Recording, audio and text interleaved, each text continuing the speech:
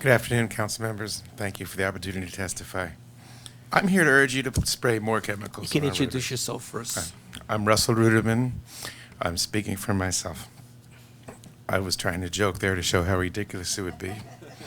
I support Bill 71. I'll speak quickly.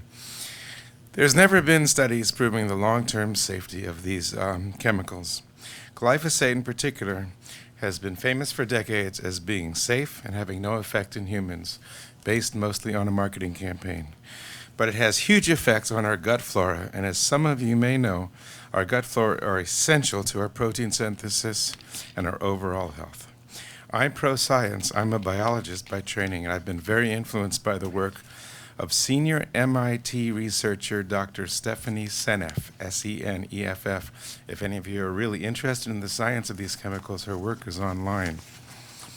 And she has identified the correlation between the exponential rise in the use of glyphosate in particular over the last 15 years in our country with the exponential rise in autism, food intolerance, liver and kidney disease, birth defects, and cancer. Since there's no long-term studies, the fact is we are the experiment. Let's take a look at how the experiment's going. We can compare the experiment in the United States to what's happened in the European Union, where there's been no such exponential rise in the use of glyphosate, and there has been no exponential rise in autism and these other diseases.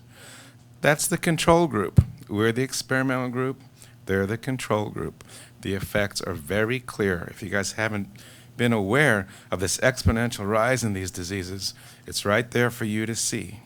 The correlation is greater than 99%, meaning the scientific chance of it being a coincidence is much less than 1%. That's called proof. That is science. It's inconvenient sometimes. The World Health Organization agrees, by the way. I don't oppose any chemical use whatsoever. I think that the targeted, cautious use when there is great benefit is appropriate.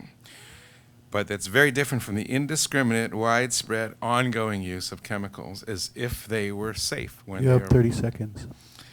The alternatives are not more expensive. Ground covers, for example, would end up having less ongoing cost. If we did pass this bill, we would also see a boost in tourism because people would be happy to come to our parks. You could also, as you've heard, use goats, salt water, and steam. There's a worldwide trend to protect people and reduce the exposure of chemicals, particularly glyphosate. Please show leadership and courage and make the simple choice to side with protecting people instead of protecting chemical companies. Thank you very much.